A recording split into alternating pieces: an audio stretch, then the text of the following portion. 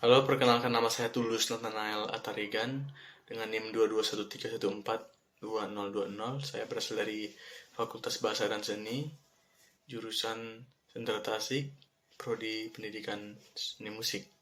Nah, di sini saya berasal dari mata kuliah telah kurikulum dengan dosen pengampu Bapak Dr. Dani Ivano Ritonga, MPD. Nah, di sini pertanyaan yang pertama yaitu apakah kurikulum menentukan kualitas pendidikan? Nah, jawabannya iya, dikarenakan dengan adanya kurikulum, identitas sekolah akan menjadi lebih jelas. Selain itu, karena kurikulum juga mengatur segala sesuatu yang berkaitan dengan sekolah itu, maka kegiatan pembelajaran siswa dapat dilakukan secara terstruktur dan berkualitas.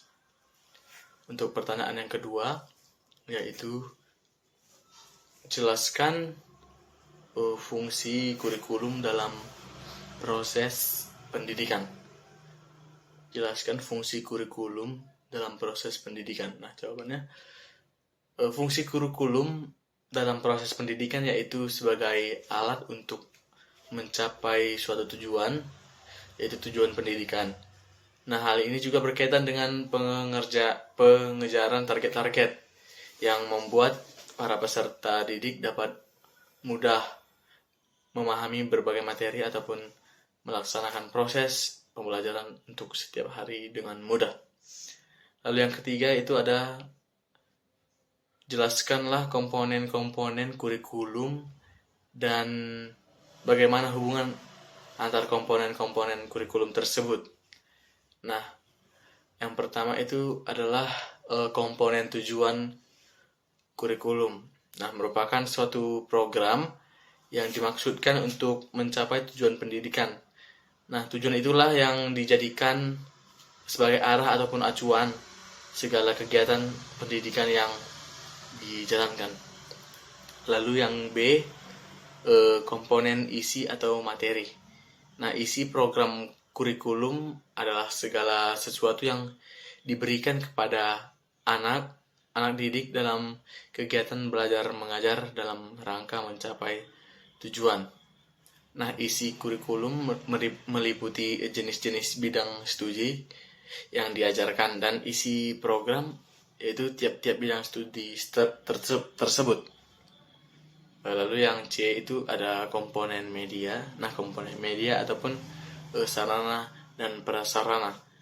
Nah, ini merupakan sarana perantara dalam pengajaran. Media merupakan sebagai perantara untuk menjabarkan isi kurikulum agar lebih mudah dipahami oleh para peserta didik. Oleh karena itu, pemanfaatan dan pemakaian media dalam pengajaran secara tepat terhadap pokok bahasan yang disajikan pada peserta didik akan lebih mempermudah peserta didik dalam menanggapi ataupun memahami daripada isi sajian guru dalam pengajarannya. Lalu yang D ada komponen strategi pembelajaran.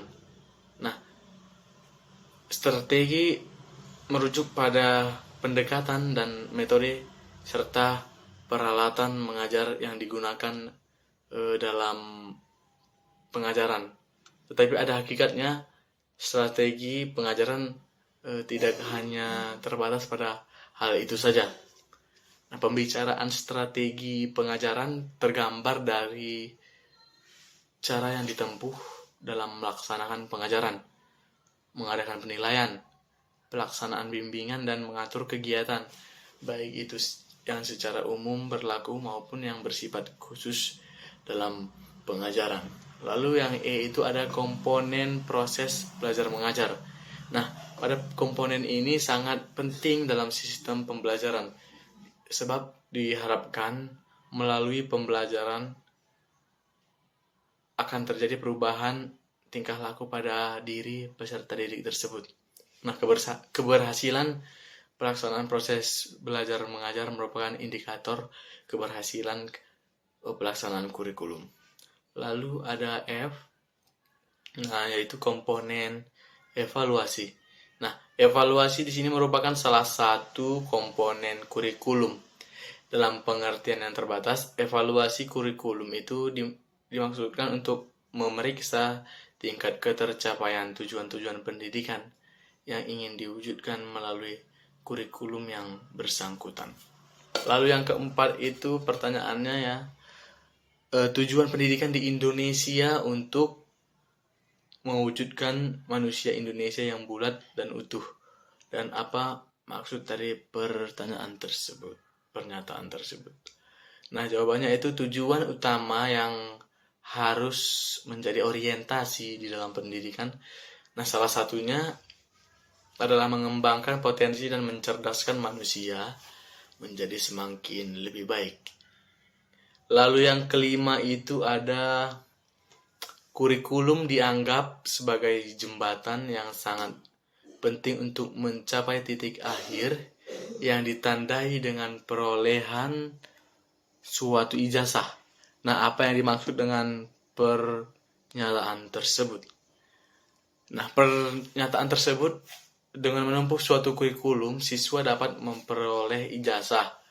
Dalam hal ini, ijazah pada hakikatnya merupakan suatu bukti bahwa siswa tersebut telah menempuh suatu kurikulum yang berupa rencana pelajaran, sebagaimana halnya seorang pelari telah menempuh suatu jarak ke tempat lainnya dan akhirnya mencapai finish. Dengan kata lain, suatu kurikulum dianggap sebagai jembatan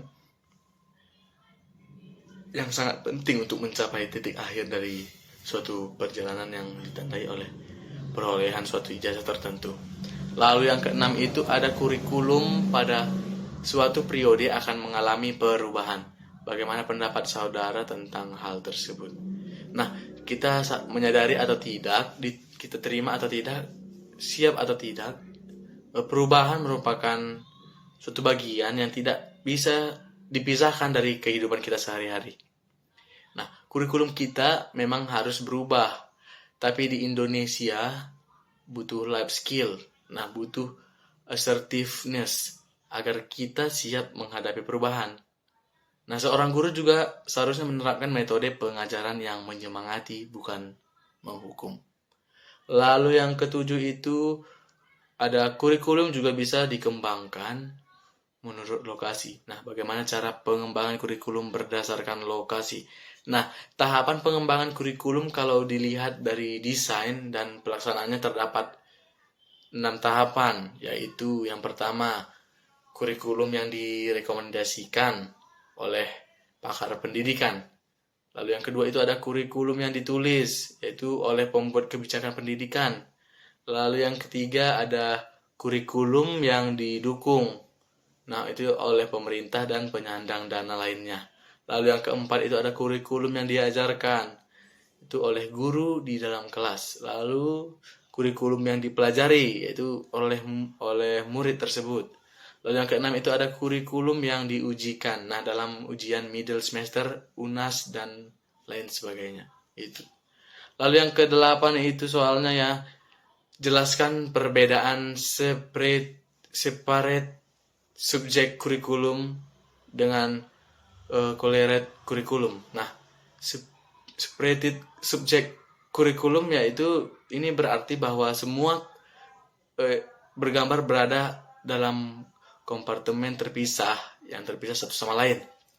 Nah, tema adalah penghasil pengalaman manusia selama berabad-abad, atau juga budaya dan pengetahuan yang dikumpulkan oleh manusia sejak lama, lalu disusun dan disederhanakan secara logis dan sistematis.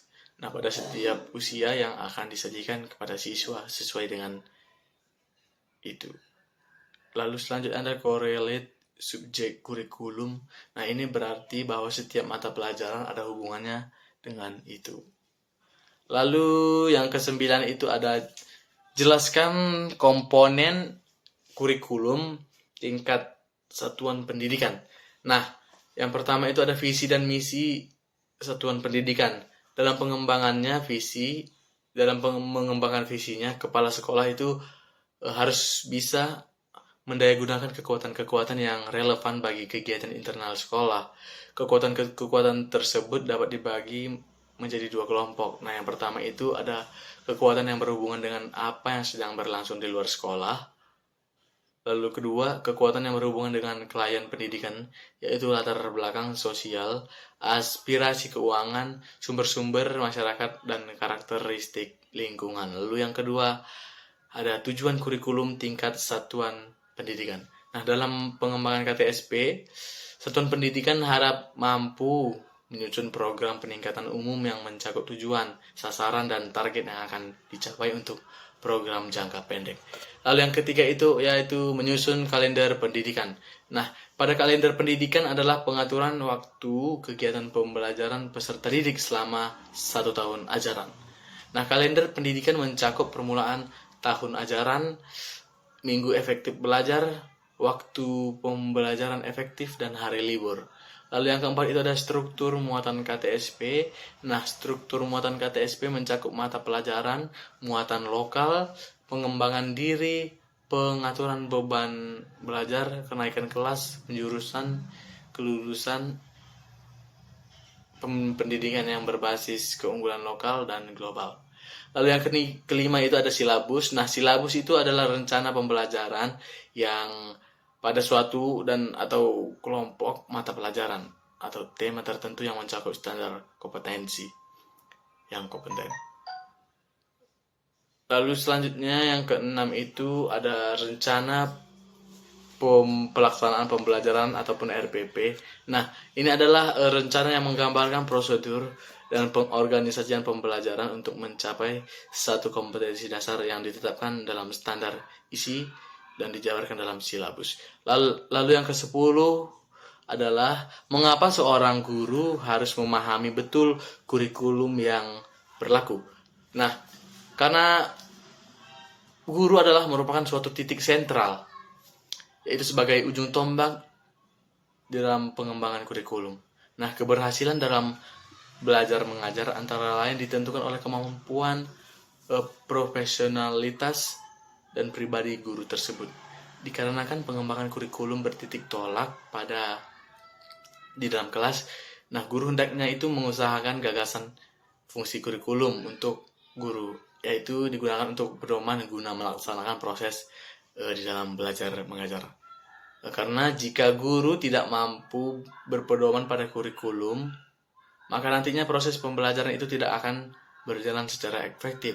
Nah, kurikulum juga mempunyai kedudukan yang sangat penting di dalam pendidikan, karena kurikulum itu yang mengatur dan mengarahkan tujuan pendidikan dan agar dapat tercapai dan tidak melenceng dari tujuan yang telah dilaksanakan sebelumnya.